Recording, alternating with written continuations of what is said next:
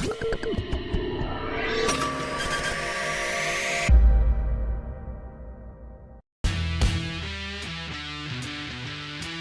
di semua segmen, motor MotoGP menggunakan teknologi tercanggih yang dipakai di dunia otomotif saat ini. Salah satunya pada area penghitungan waktu lap alias lap time, di mana teknologi yang dipasang di motor MotoGP haruslah yang terbaik. Selisih 1/1000 detik pun harus terekam dengan sangat detail, karena akan mempengaruhi hasil akhir yang ditorehkan pembalap MotoGP di lintasan. Seperti kebanyakan ajang top dunia, MotoGP menggunakan penghitung waktu transponder dengan basis frekuensi gelombang radio alias RFID. Dalam hal ini, MotoGP dan juga saudaranya, World Superbike, dibantu oleh brand Gem Tissot untuk merekam lap time yang dicatatkan para pembalap di lintasan. Transponder ini berukuran cukup kecil, bentuknya kotak, dan dapat dipegang dengan mudah dengan tangan. Pemasangannya biasanya di area kolong dekat swing arm, dipasang dengan kuat, serta dihubungkan dengan sensor dan alat elektronik lain di motor. Perangkat ini berisi microchip dan antena untuk menangkap dan memancarkan sinyal radio dengan frekuensi khusus.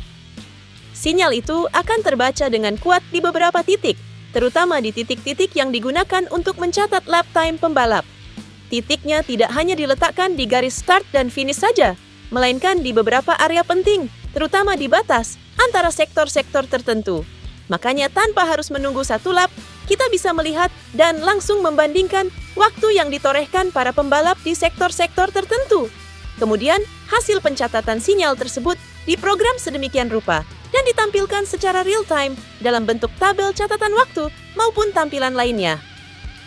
Sistem ini juga sudah dipadukan dengan teknologi lain dan saling mendukung satu sama lain. Misalnya teknologi sensor track limit yang secara otomatis membatalkan lap time pembalap jika pembalap melewati batas trek yang diperbolehkan, dan juga beberapa sistem lain. Jadi jangan salah, meski transponder yang dipasang di motor ukurannya cukup mini, tidak halnya dengan perangkat pendukung yang dipasang di ruangan race stewards ataupun race direction. Terdapat sangat banyak alat yang berada di ruangan race direction dan race stewards yang digunakan untuk memantau semua hal di lintasan, termasuk soal lap time melalui sistem transponder.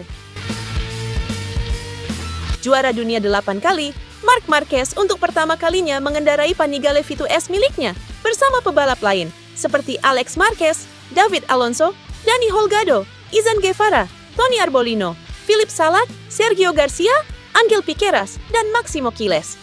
Penandatanganan kontraknya dengan Ducati pada bulan Juni tahun lalu menimbulkan ekspektasi besar di dunia balap sepeda motor.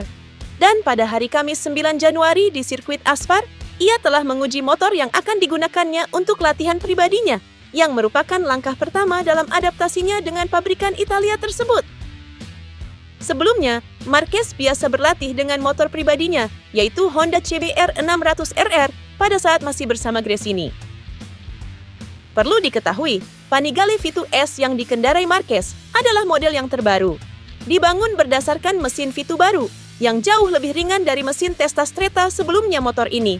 Berkat pengoptimalan komponen secara umum, mampu mencapai bobot luar biasa ringan 176 kg yang siap dikendarai dan memanfaatkan semua penelitian yang dilakukan pada Panigale V4.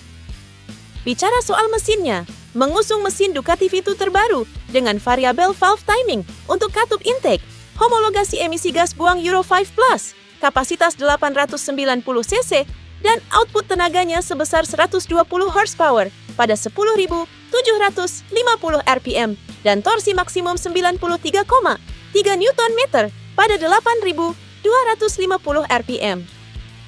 Menyoal harga, Panigale V2 dibanderol 14.995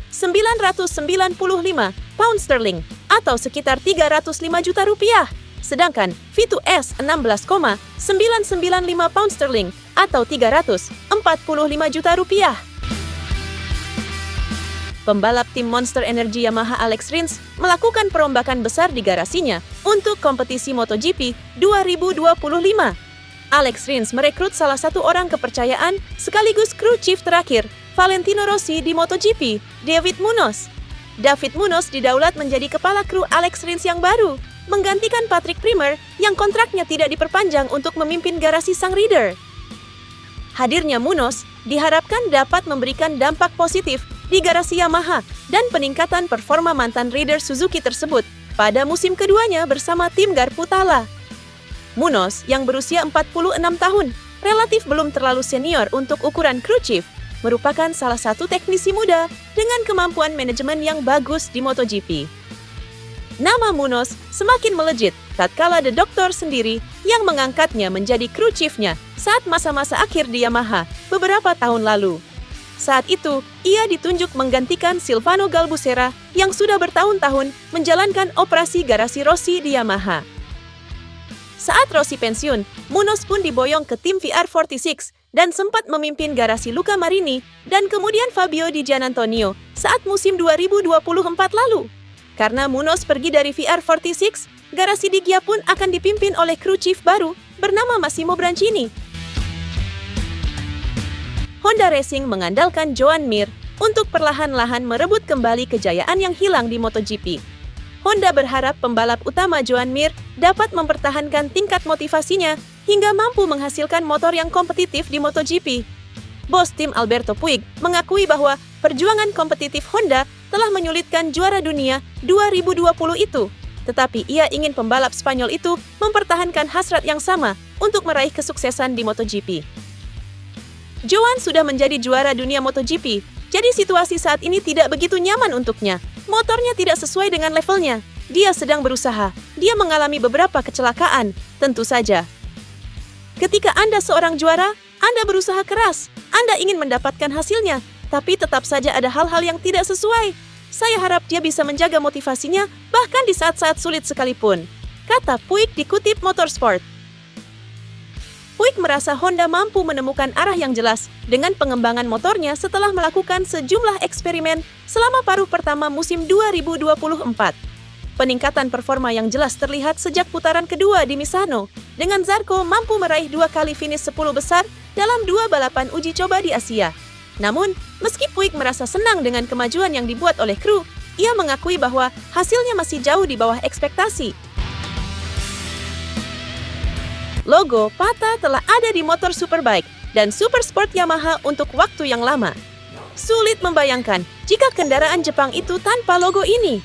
Remo Gobi, pemilik PATA, sangat menyukai balap motor dan memiliki hubungan yang dekat dengan para bintang olahraga ini. Namun, penting untuk diingat bahwa kolaborasi Gobi dengan Yamaha bukan hanya sekadar kegemaran, tapi juga strategi komersial. Karena kesuksesan lebih mudah dipasarkan daripada kegagalan. Dalam sebuah wawancara dengan GP1, Gobi mengatakan bahwa ia telah bertemu dengan manajemen Yamaha dan menjelaskan bahwa kegagalan pada 2024 harus dikompensasi.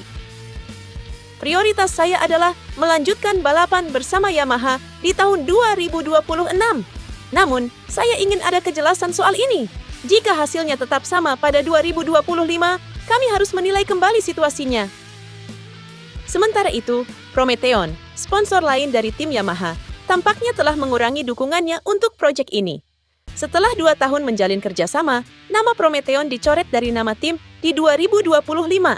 PATA tidak hanya akan mendukung Yamaha pada musim 2025, PATA juga akan menjadi sponsor utama dan mitra nama tim Go11 Ducati, tempat Andrea Iannone berkompetisi.